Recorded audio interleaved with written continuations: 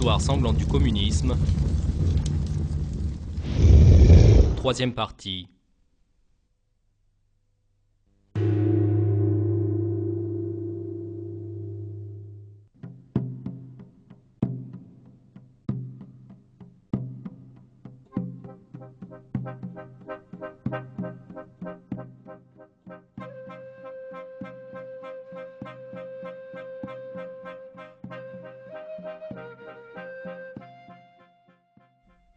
Pendant des siècles, les Chinois qui ont établi l'une des plus anciennes civilisations de l'histoire ont vécu en tant que communauté renfermée sur elles-mêmes. Ils ont protégé leurs traditions et leur culture avec persévérance. Seulement, au XIXe siècle, les portes de la Chine ont commencé à s'ouvrir sur le monde extérieur. Ceux qui entraient par la porte étaient les Européens, avec les Anglais en tête.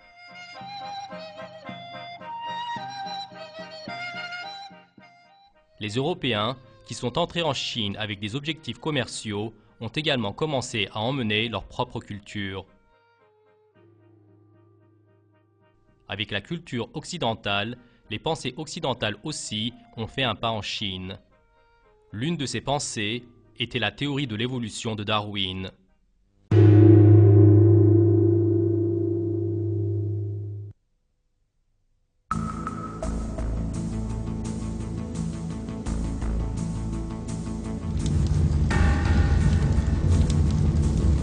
Voyage du darwinisme en Chine.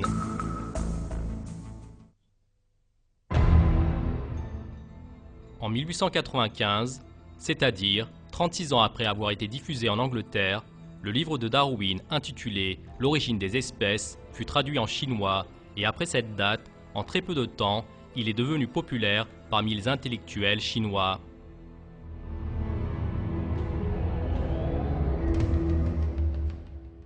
Ce ne sont pas seulement les livres de Darwin, mais aussi ceux des autres théoriciens évolutionnistes qui soutiennent ces points de vue qui ont commencé à se diffuser en Chine. Parmi ceux-ci, Thomas Huxley, considéré comme le partisan le plus fougueux de Darwin et qui pour cette raison a même été désigné à l'époque comme le chien de berger de Darwin. Le cousin de Darwin, Francis Galton, considéré comme l'un des précurseurs du racisme, le fondateur de la pensée eugéniste. Il y avait des noms tels que le darwiniste socialiste Herbert Spencer qui appliquait la théorie de l'évolution de Darwin aux sciences sociales. L'aspect commun de ces penseurs est qu'ils croyaient que les êtres humains et les êtres vivants se trouvaient dans un conflit permanent et qu'ils évoluaient au moyen de ce conflit.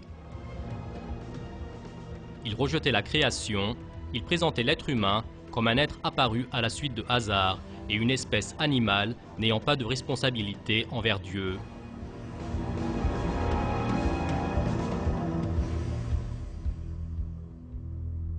Le fait que la pensée darwiniste se diffuse ainsi dans la société allait de même être en Chine, comme ce fut le cas pour les autres pays, la cause de troubles sociaux, d'agitation et de conflits.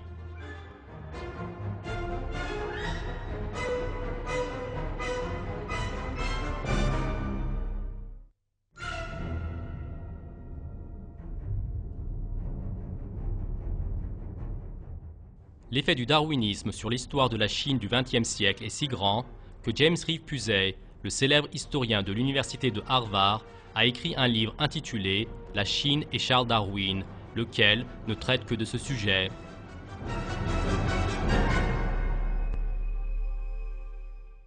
Selon les explications de Pusey, le darwinisme a profondément influencé les intellectuels chinois, il les a entraînés vers une vision du monde révolutionnaire et il a ainsi donné un grand soutien idéologique au développement du mouvement communiste en Chine.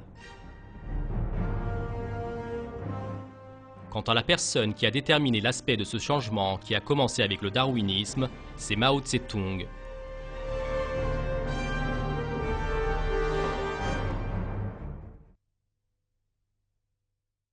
L'idéologie politique de Mao a pris forme dans les années où il était étudiant, c'est-à-dire au début des années 20. Le plus grand maître à penser de Mao était Chen Duxiu, le secrétaire général du Parti communiste dont il avait fait connaissance à Shanghai. Quant à la particularité la plus intéressante de Duxiu, c'est qu'il était un fervent darwiniste.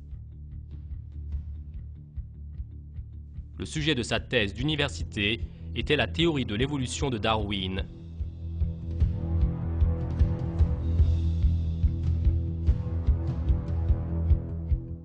Mao a reçu de lui une éducation à la fois marxiste et darwiniste.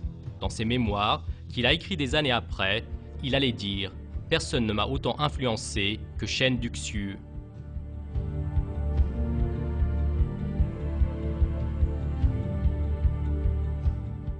Sous peu de temps, le jeune Mao s'est distingué dans le Parti communiste chinois. Et à partir de la deuxième partie des années 20, il a commencé à prendre la direction du parti. Les guérilleros communistes, sous la direction de Mao, ont commencé une longue guerre civile contre le gouvernement central sous la direction de Chiang Kai-shek. Tout comme Mao, Chiang Kai-shek avait été influencé par le darwinisme. La différence entre eux, c'est que Mao était communiste et lui fasciste.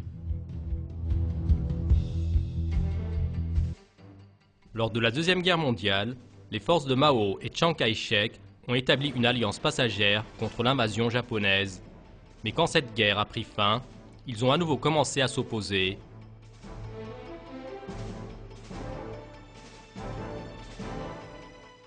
Lors de l'affrontement sanglant des deux idéologies darwinistes, des centaines de milliers de personnes innocentes furent massacrées.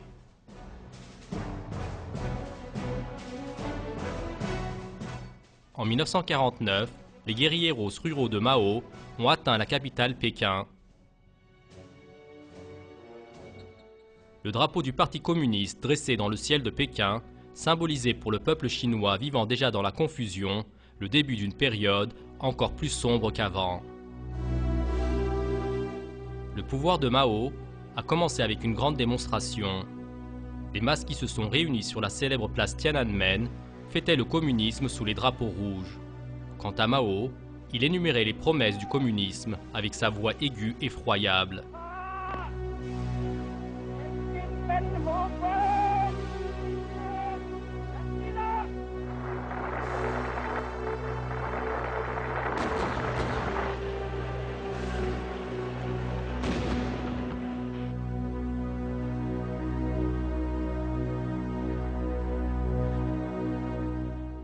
Mais la plupart de ces gens, qui applaudissaient Mao avec enthousiasme, allaient très prochainement devenir l'objectif de ces atrocités.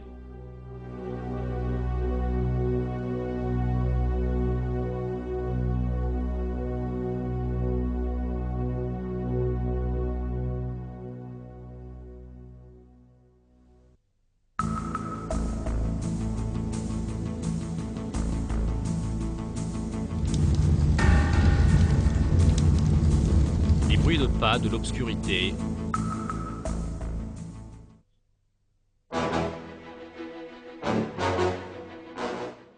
Dans les premières années du régime communiste, l'Union soviétique fut le plus grand soutien de la Chine.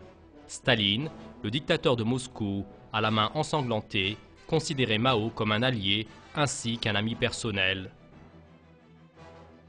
Désormais, dans les démonstrations de force de Staline, Mao aussi prenait place à côté de lui. La première collaboration sanglante des deux dictateurs communistes s'est réalisée en Corée en 1950, seulement une année après la révolution de Mao.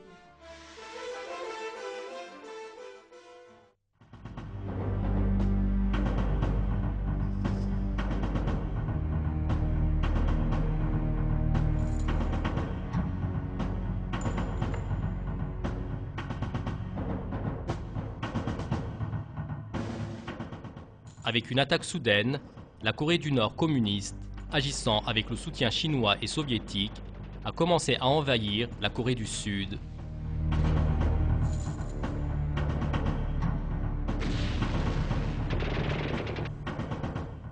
La guerre, qui s'est équilibrée avec la contre-intervention des Nations Unies, a duré 3 ans et elle a coûté la vie à exactement plus de 3 millions de personnes.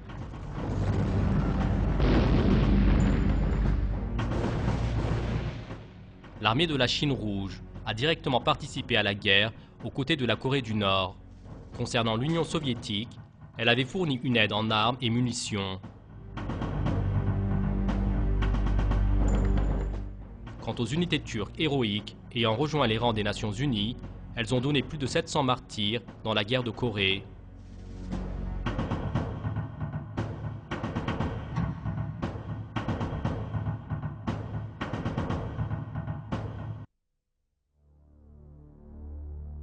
Après la guerre de Corée, qui fut l'un des conflits les plus sanglants de l'histoire, Mao s'est intensifié sur les affaires internes de la Chine.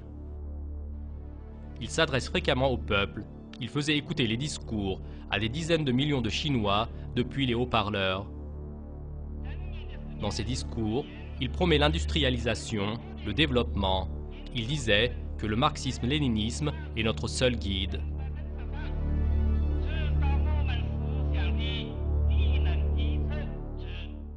Tout comme son camarade Staline, Mao aussi voulait poursuivre un programme de collectivisation cruelle. En tant que premier travail, il a mis la main sur toute la propriété privée. Dans les films de propagande, on décrivait soi-disant à quel point cette pratique apportait du bonheur au peuple chinois. Les hommes d'affaires, dont on avait mis la main sur leurs biens, faisaient des démonstrations de joie affectées. Quant aux femmes, elles étaient montrées dans des scènes avec des simulacres de bonheur.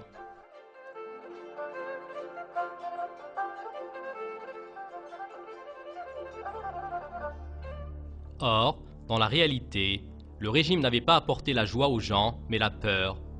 Dans les tribunaux populaires, institués dans les premières années de Mao, des centaines de milliers de personnes furent jugées et condamnées à la peine capitale en raison de simples délits.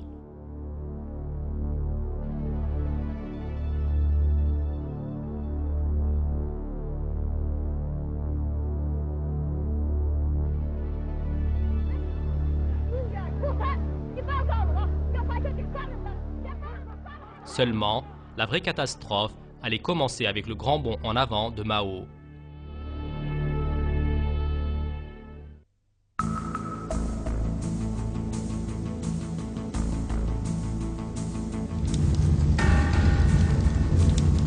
Le désastre du grand bond en avant.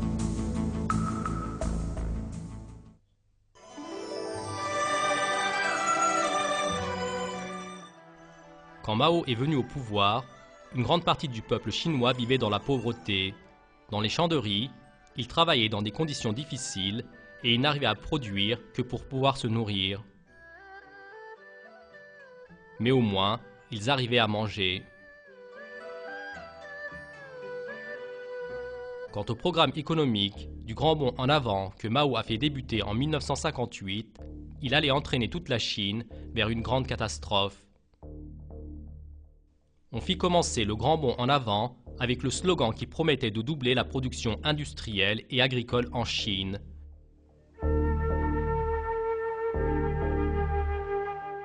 Dans les posters de propagande, on expliquait comment les produits de la Chine allaient rendre jaloux les pays occidentaux.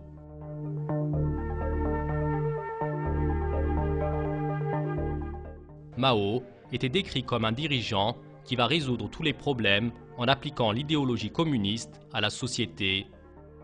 Pour cela, l'agriculture fut d'abord collectivisée, la production individuelle fut interdite, tous les paysans furent rassemblés dans des communes gigantesques composées de milliers de personnes et dans une discipline militaire, ils furent forcés à la production collective.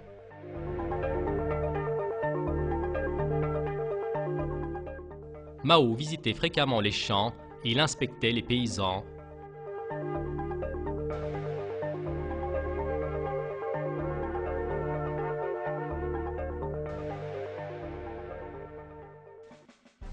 Dans la même période, le Parti communiste a commencé une campagne visant à nettoyer tout le pays des animaux nuisibles.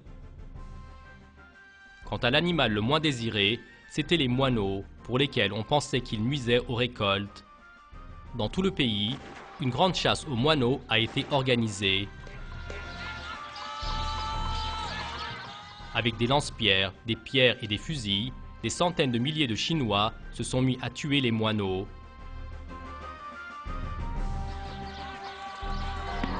Ceux qui apportaient des corps de moineaux en grand nombre étaient applaudis en tant que communistes exemplaires. Mais cette campagne étrange a donné un résultat auquel le Parti communiste n'a aucunement pu penser. La diminution de la population des moineaux à un niveau pratiquement nul fut la cause de la reproduction rapide des petits insectes que les moineaux chassaient, et ceux-ci firent subir beaucoup plus de dommages aux récoltes.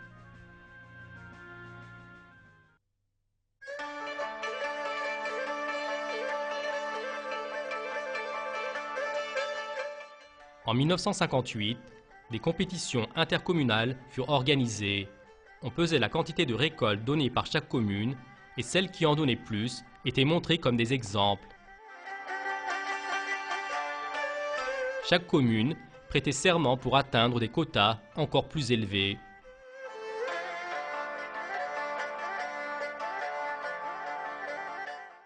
Dans la moisson d'après, elles ont déclaré que toutes ont largement rempli leurs quotas. Mais les chiffres donnés étaient faux. Chaque commune faisait de l'imposture pour pouvoir se montrer comme celle qui a produit le plus.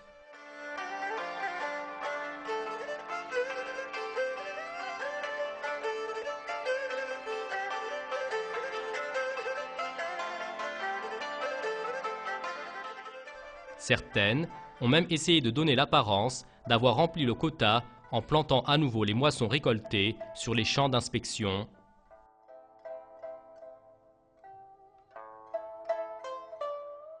Ce système communal fut la raison de fausses statistiques, et ceci a donné naissance à une très grande erreur.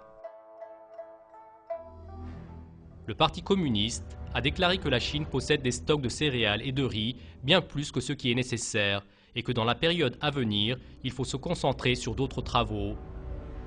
Pour cette raison, des dizaines de milliers de paysans se sont retirés des champs et ont été entraînés dans la construction d'un canal gigantesque.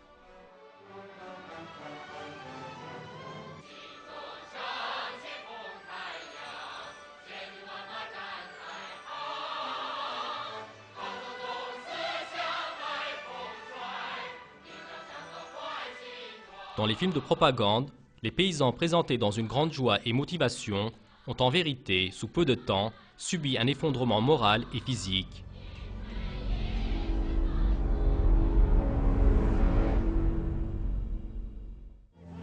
Des dizaines de milliers de personnes qu'on faisait travailler dans des conditions d'insécurité ont perdu leur vie dans des accidents du travail.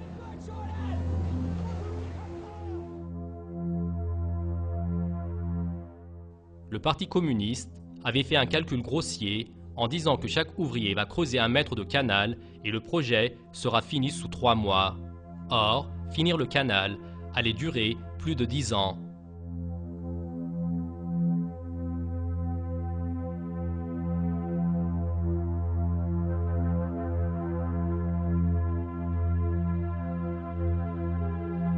Lors du grand bond en avant, les horaires de travail des ouvriers dans les usines furent multipliés par 2 et on commença à faire fonctionner les machines de manière à ce qu'elles ne s'arrêtent jamais. Mais les machines qu'on n'autorisait pas à arrêter, y compris pour les réparations et l'entretien, ont commencé à tomber en panne peu de temps après. Les usines furent délabrées. Dans la même période, Mao a exposé un autre objectif du grand bond en avant. En 1 an, la production d'acier allait exactement être multipliée par 2. Et cette production n'allait pas seulement être faite dans des complexes de l'industrie lourde, mais en même temps dans les petits fours des paysans. En tant que nécessité de l'idéologie communiste, Mao croyait que la force des bras des prolétaires avait pour ainsi dire un effet magique. Avec cette décision, des dizaines de millions de Chinois furent mobilisés pour produire de l'acier avec des procédés amateurs. Des marteaux de porte jusqu'aux casseroles, ils ont essayé de produire de l'acier en faisant fondre dans les fours primitifs toutes sortes d'objets métalliques qu'ils trouvaient.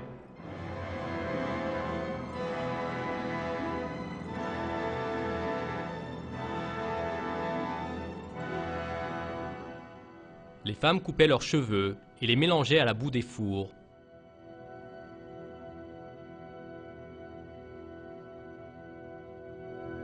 Les forêts furent saccagées pour fournir du bois à ces fours primitifs.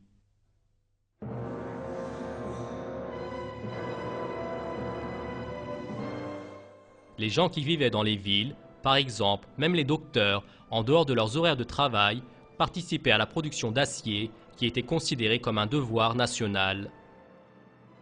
Mais toute cette campagne était faite de manière très insensée. Les Chinois produisaient seulement de l'acier et non un quelconque instrument utile. Qui plus est, l'acier produit manquait tellement de qualité qu'il ne servait absolument à rien. Les dimensions du désastre apparurent en 1959.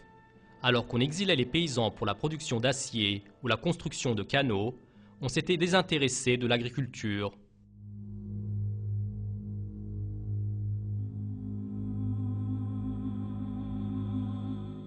Les faux chiffres de production montraient des excédents de récolte, mais dans la réalité, il y avait un grand vide de récolte. Sous quelques mois, une grande famine a pointé du nez. La sécheresse a rendu la situation encore plus mauvaise, et en 1960, la famine la plus effroyable de l'histoire du monde a éclaté.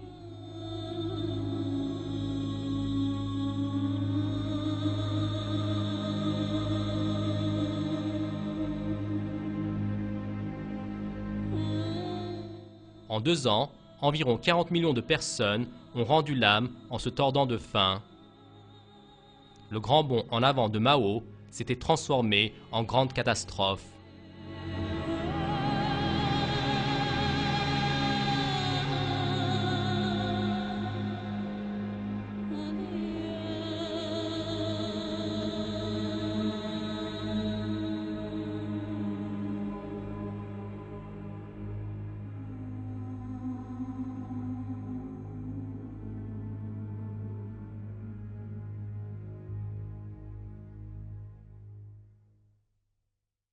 Tout au long du film, nous avons examiné à quel point le communisme est une idéologie cruelle et tyrannique. Seulement, une autre réalité que nous devons préciser est que les régimes communistes, au regard de leurs déclarations opportunes, pensent et se comportent de manière extrêmement insensée. Le soi-disant projet de développement que Mao a désigné sous l'appellation de Grand Bond en avant en est un exemple flagrant. Le Grand Bond en avant montre que les moules opaques de l'idéologie communiste ne s'adaptent en aucune façon à la vraie vie, que les théories des théoriciens communistes comme Marx, Lénine ou Mao, présentées comme des réflexions très scientifiques et sensées, sont des absurdités. Les communistes ont cru à une idéologie erronée, et en essayant d'appliquer de force cette idéologie à la société, ils ont entraîné l'humanité dans de grandes catastrophes. Le fait que le communisme établisse un système si irrationnel est en même temps une manifestation du verset du Coran dans lequel Allah nous informe concernant les négateurs. C'est qu'ils sont des gens qui ne raisonnent point.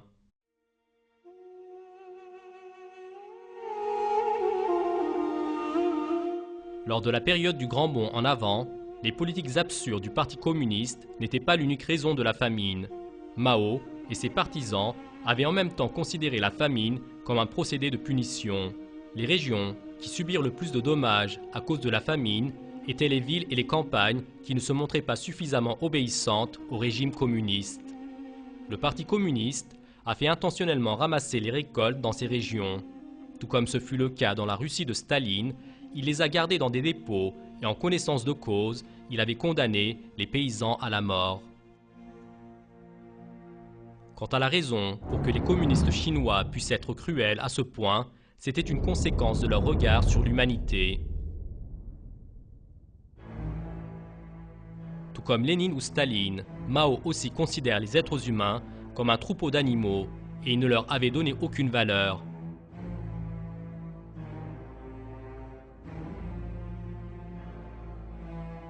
C'était la conséquence naturelle de la philosophie darwiniste qu'il avait assimilée dès ses années de jeunesse.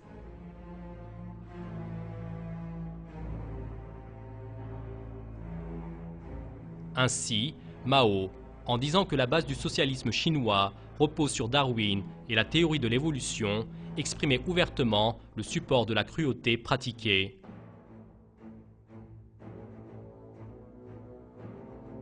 Cette philosophie darwiniste de Mao est expliquée ainsi par James Reeve Pusey, un historien de l'université de Harvard. Les idées de Mao étaient un fort mélange de l'ironie darwiniste et des antagonismes.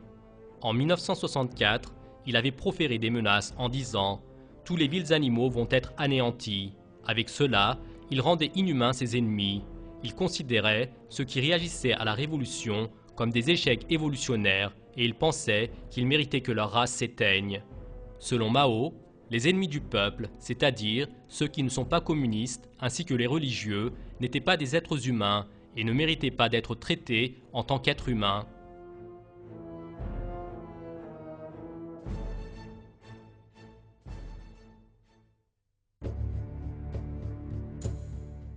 Les Turcs ouïghours musulmans, qui vivaient dans le Turkestan oriental sous occupation chinoise, venaient en tête de ceux qui subirent l'oppression de Mao. Avec sa politique de génocide à long terme menée au Turkestan oriental, le régime communiste a cruellement massacré des millions de personnes innocentes.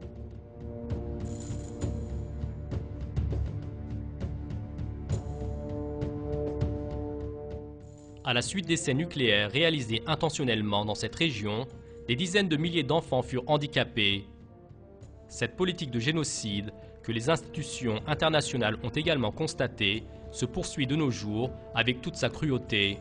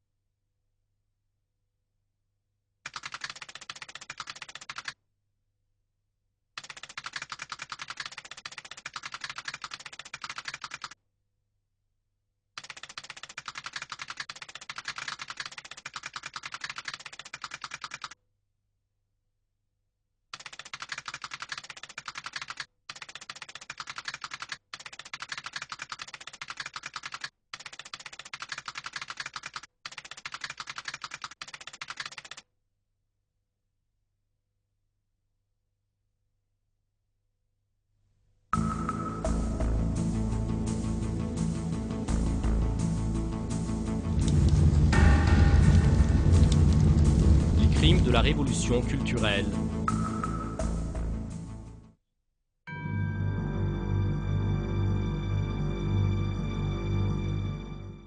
Après le désastre du Grand Bond en avant, Mao s'est retiré de la scène et s'est enfermé dans une sorte d'isolement. Il a laissé la direction du pays à des bureaucrates plus modérés. Même si c'est en partie, les Chinois sont retournés à leur vie normale et ils ont pu respirer un peu tranquillement.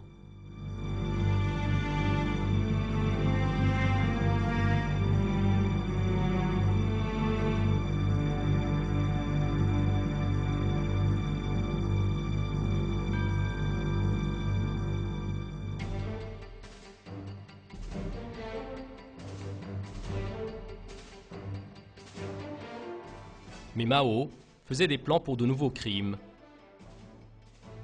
Il pense que l'idéologie communiste ne s'est pas suffisamment diffusée dans la société et il liait l'échec du Grand Bond en avant à la carence de cette idéologie. Les partisans de Mao ont imprimé des dizaines de millions d'exemplaires du Livre rouge, lequel était composé de ses discours. Et Mao, désigné comme le grand timonier, est à nouveau apparu sur la scène dans la deuxième moitié des années 60.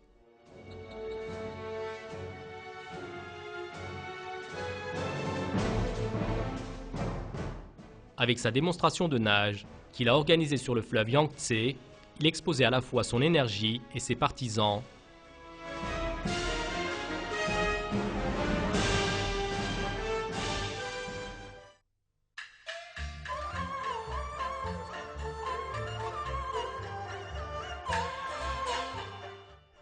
Pour le programme idéologique dont il rêvait, Mao a d'abord tenté de détériorer les arts classiques chinois.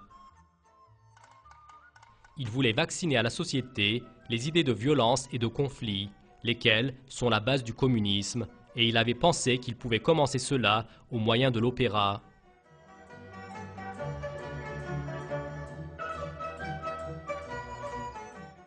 Sur le visage des acteurs, dont le cerveau était lavé avec les doctrines maoïstes, on lisait les traces de la folie communiste.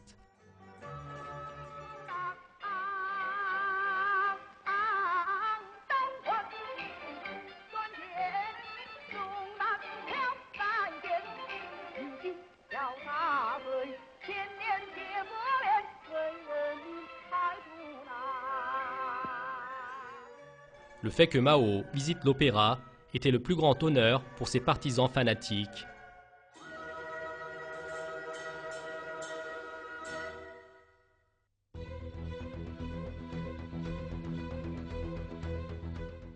Et Mao a fait commencer son deuxième élan en 1966.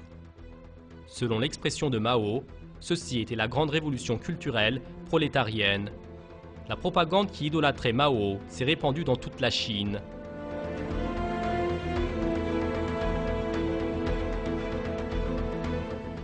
Dans les écoles, on fait apprendre par cœur le livre rouge de Mao aux enfants. Sur les murs, ces slogans sont écrits. Sur les affiches, Mao était pour ainsi dire décrit comme un être extraordinaire.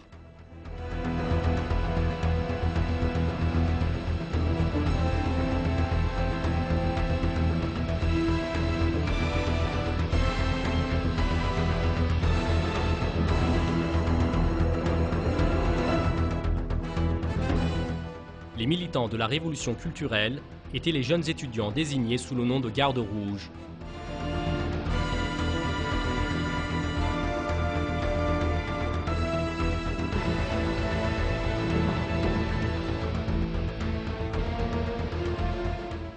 Le 18 août 1966, plus d'1 million de gardes rouges au cerveau lavé avec les idées de Mao se sont réunis sur la place Tiananmen.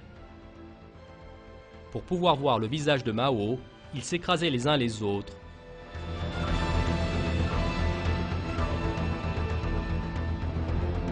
Une jeune fille étudiante fut mise à côté de Mao et elle lui avait serré la main.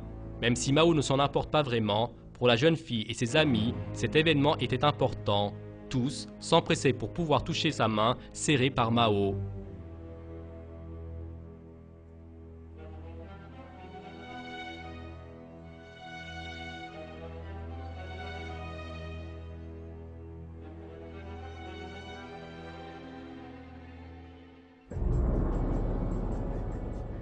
Mao a envoyé sur la société ces jeunes au cerveau lavé avec le slogan « On a raison de se révolter ». Il a ordonné aux gardes rouges de mettre à bas tout le monde, y compris leurs professeurs d'école, les directeurs dans les organismes d'État ou ceux qu'ils considéraient comme ayant une autorité. Les gardes rouges ont même arrêté Liu Shaoqi, qui avait le titre de président de l'État de Chine, et ils l'ont humilié avec diverses offenses.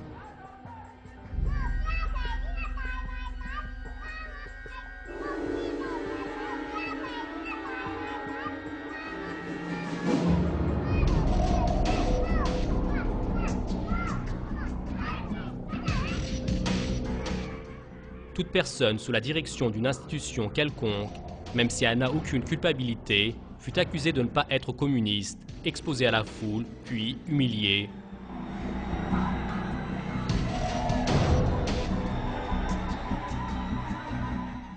Ces personnes, à qui on mit des bonnets avilissants sur leur tête, au cou desquels on accrocha des plaquettes avec des inscriptions remplies d'offenses, qui furent poussées, bousculées et frappées, ont subi de grandes tortures. La plupart furent tués dans des cérémonies d'exécution de masse. Les gardes rouges pouvaient y compris avilir et frapper leurs propres pères et mères. Ils arrêtent les passants et les interrogent sur des passages du livre rouge de Mao. Ceux qui n'arrivaient pas à répondre, ils leur passaient une raclée. Plus de 1 million de personnes furent tuées de cette manière.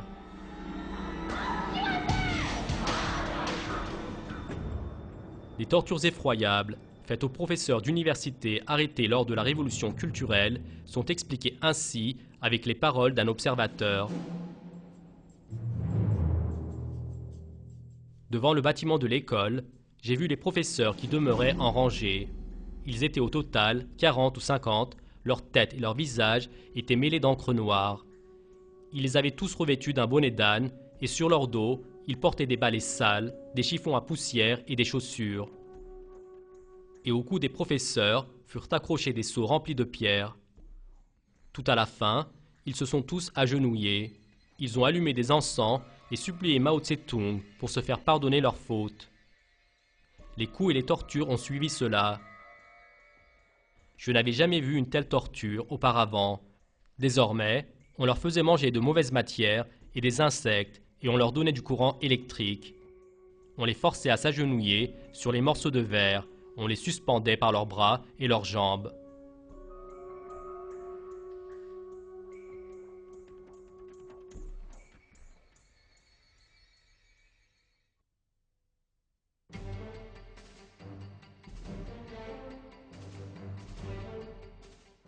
Les gardes rouges ont également attaqué les diplomates occidentaux.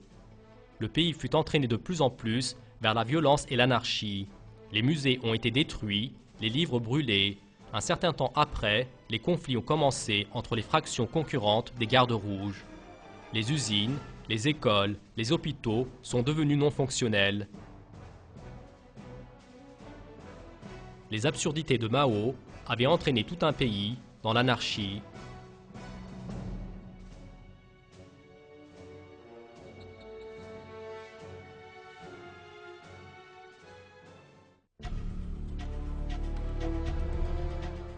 À la fin, l'ordre n'a pu être établi qu'avec l'intervention de l'armée. Les gardes rouges furent neutralisés en étant envoyés pour travailler dans les champs.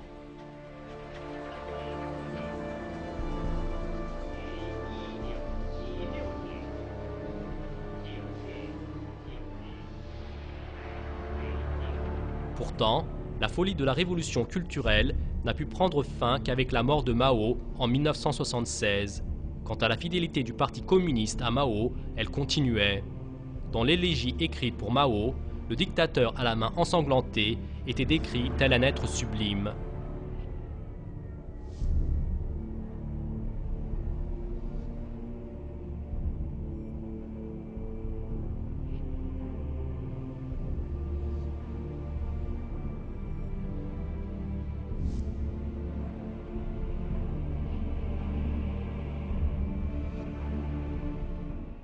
Le corps de Mao a été conservé en étant embaumé. Quant à son idéologie, elle allait continuer à vivre et verser du sang.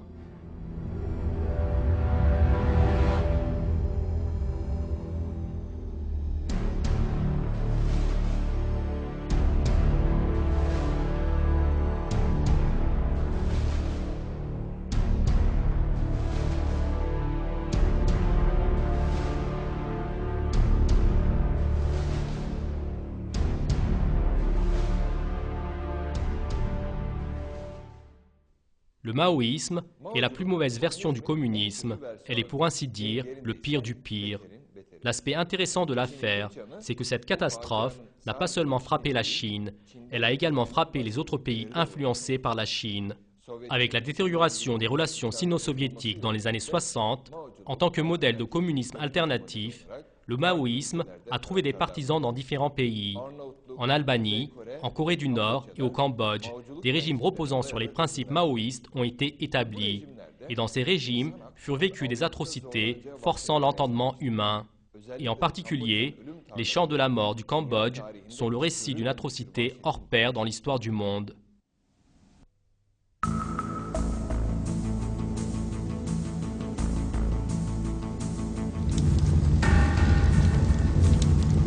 Les champs de la mort du Cambodge.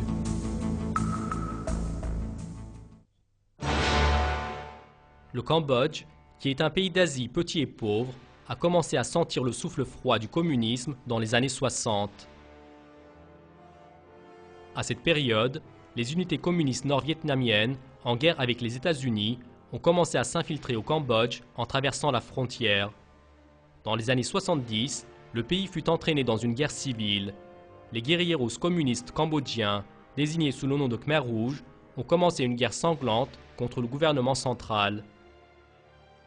La haine dans leur cœur était lisible sur leur visage.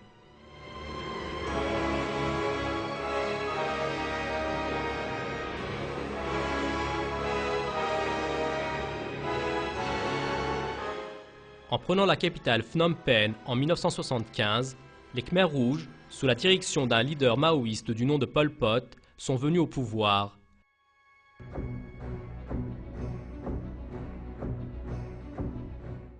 Avec la révolution Khmer rouge, une grande terreur a commencé.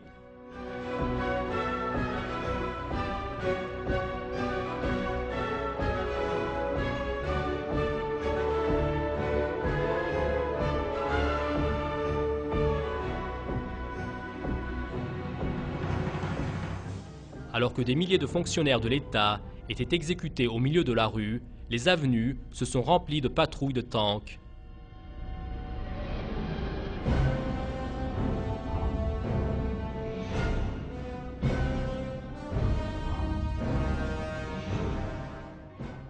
En se basant sur le slogan de Mao, le chemin du communisme et la paysannerie, les Khmers rouges ont sorti des villes toute la population du pays et les ont relégués dans les campagnes.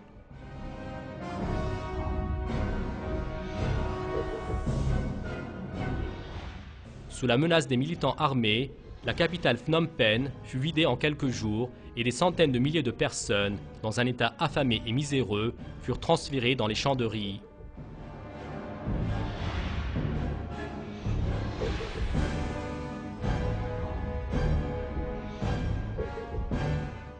Ces champs allaient se transformer en des champs de la mort où, avec une poignée de nourriture, on allait faire travailler les gens jusqu'au point de mourir et où on allait les exécuter pour le plaisir.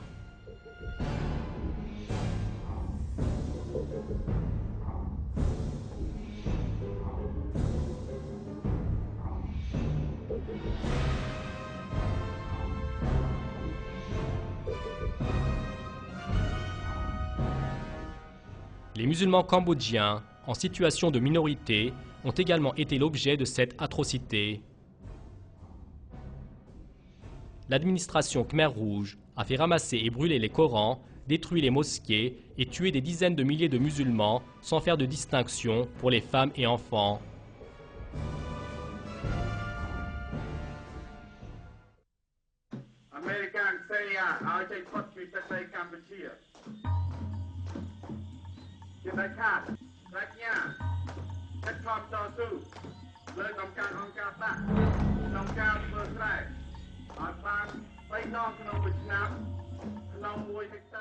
En plus de la religion, le régime communiste était également décidé à éradiquer la famille. Une vie communale fut instituée et toutes les familles furent scindées. Dans les communes, on suggère aux enfants le caractère non nécessaire de la famille. Au lieu de leur famille, on leur apprenait à aimer l'Ankar. Ankar était l'autre nom du parti communiste.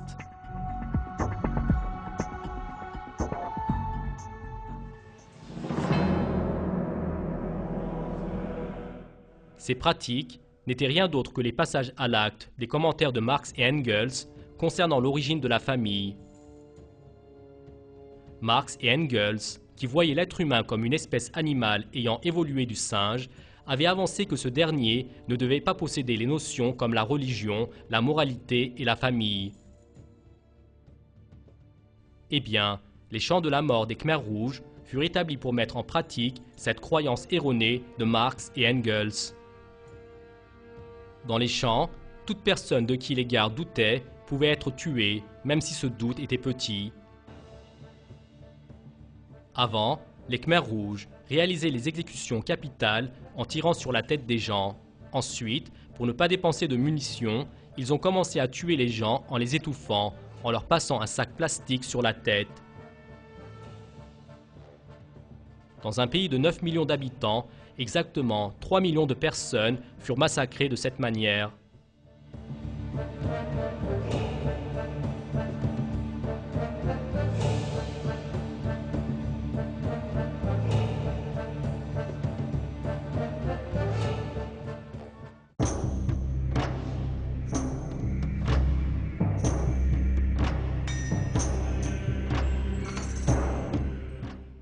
Aujourd'hui, les os et les crânes des personnes tuées par les Khmers rouges sont toujours exposés dans un musée de la capitale Phnom Penh.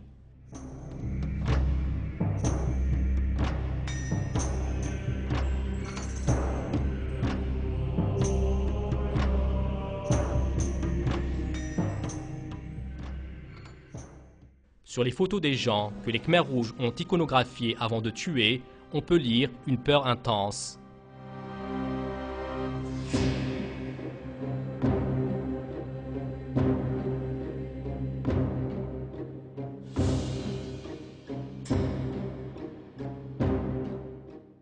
Le résultat apporté à l'humanité par le communisme et la philosophie matérialiste, eh bien, c'est celui-ci. Toutes les idéologies qui nient Allah, qui détourne le visage de la moralité qu'il a enseignée et qui considère la terre comme un terrain de conflit apporteront de la même manière des catastrophes à l'humanité. Dans un verset du Coran, Allah explique ainsi le secret de cette vérité. Je demande la protection d'Allah contre le diable. La corruption est apparue sur la terre et dans la mer à cause de ce que les gens ont accompli de leurs propres mains, afin qu'Allah leur fasse goûter une partie de ce qu'ils ont œuvré. Peut-être reviendront-ils vers Allah.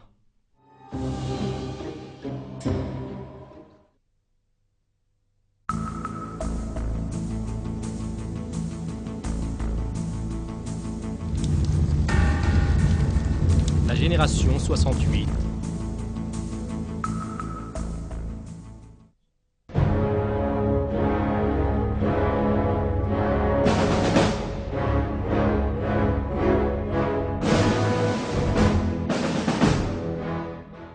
Dans le monde, la période où le communisme a le plus augmenté fut dans les années 60.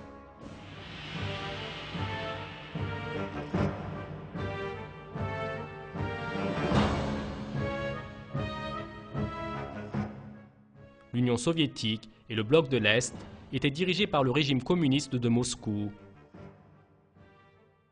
En Chine, Mao fut idolâtré et son idéologie fut acceptée comme un guide infaillible.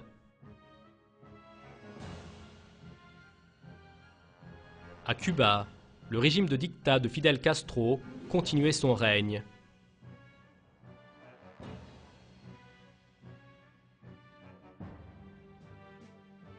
Che Guevara, le leader de la guérilla communiste, essayait d'organiser des guerres de guérilla au Congo et en Bolivie. La peur des organisations de terreur communistes ou des régimes communistes était tombée sur l'Afrique, l'Amérique latine et sur de très nombreux autres pays en Asie.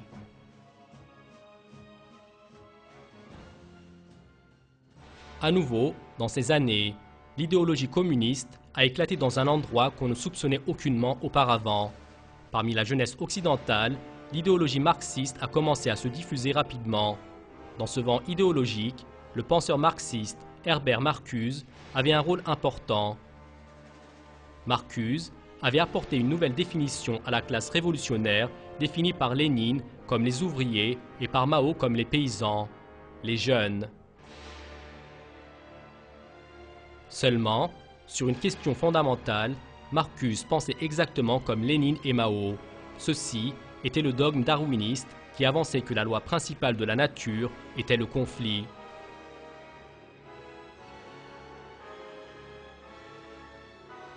La croyance de Marcuse pour le conflit a déversé la génération 68 dans les rues.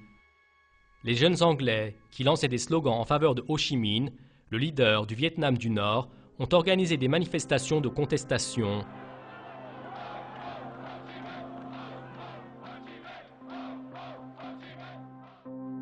En Italie, les groupes de gauche ont entamé des actes terroristes. Quant aux événements de violence de 68, qui sont les plus grands, ils ont éclaté en France. D'abord, les étudiants marxistes de Paris ont occupé les universités. Dans les célébrations effectuées, on lançait des slogans du socialisme. Les événements ont pris de l'ampleur avec l'organisation d'une marche de soutien aux étudiants par les autres groupes de gauche. Les groupes marxistes ont mis les automobiles en pièces, ils ont ravagé les rues et les magasins. En quelques jours, Paris s'est transformé en un champ de bataille.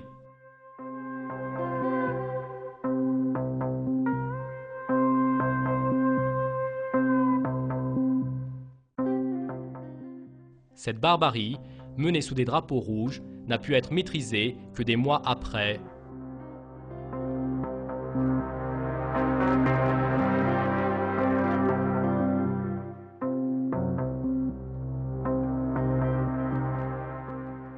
Avec un effet domino, les événements des étudiants de 68 se sont répandus dans de très nombreux pays, et à chaque fois, cela a été la cause de conflits sociaux, d'actes de terreur et même de guerres civiles.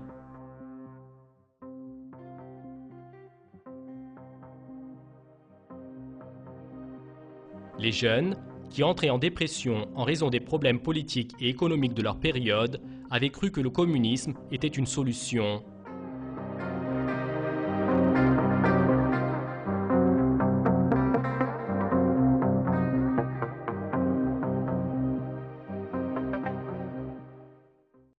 Il y avait encore une raison importante au fait que la génération 68 se fasse engrener par l'idéologie communiste. Le système d'éducation qui instruit ces jeunes leur donnait l'éducation philosophique de base nécessaire avec tous les détails pour devenir communistes. Car selon l'expression de Karl Marx, la théorie de l'évolution de Darwin, qui est la base du communisme du point de vue des sciences naturelles, leur était enseignée comme une vérité scientifique dans leurs écoles. Les jeunes, qui croyaient à l'assertion de Darwin, laquelle disait que l'homme est un animal qui se développe par voie de conflit, n'ont pas tardé à être entraînés dans la terreur et l'anarchie. Si on se souvient, la théorie de l'évolution de Darwin a également préparé le terrain pour le développement du communisme chinois. Le régime sanglant de Mao s'était élevé sur la base idéologique que le darwinisme a formée. Tout ce tableau nous montre une vérité importante. L'idéologie communiste est le résultat d'un regard sur le monde qui considère l'être humain comme une espèce animale et qui pense qu'il se développe par voie de conflit. Si dans la société se diffuse ce regard du monde, le développement du communisme deviendra également inévitable. Lorsque le communisme trouve un environnement politique et social approprié, il s'organise à nouveau et il commence à verser du sang à nouveau. Le fait que l'Union soviétique et que les régimes communistes dans les anciens pays du bloc de l'Est furent renversés ne doit pas être une raison de relâchement. Le communisme est toujours un danger pour le monde, car la base philosophique de cette idéologie est encore debout. Tant que cette base, c'est-à-dire le darwinisme et le matérialisme, restera debout, le communisme va continuer à être un malheur pour l'humanité. Dans ce cas, la solution passe par le fait de réfuter cette base philosophique. De toute manière, il faut désormais mettre fin au darwinisme et à la philosophie matérialiste, qui n'ont pas de support scientifique, qui sont rejetés par les découvertes scientifiques et qui sont imposés aux sociétés comme une réalité. Les êtres humains doivent comprendre qu'ils ne sont pas des animaux qui existent pour lutter les uns contre les autres, mais qu'ils sont des êtres honorables qu'Allah a créés et qui vont vivre selon la moralité qu'il a enseignée. Lorsque cette vérité sera comprise, à la fois le communisme et les autres idéologies qui apportent des catastrophes à l'humanité vont s'en aller. L'humanité va vivre dans la paix, la sérénité et la fraternité.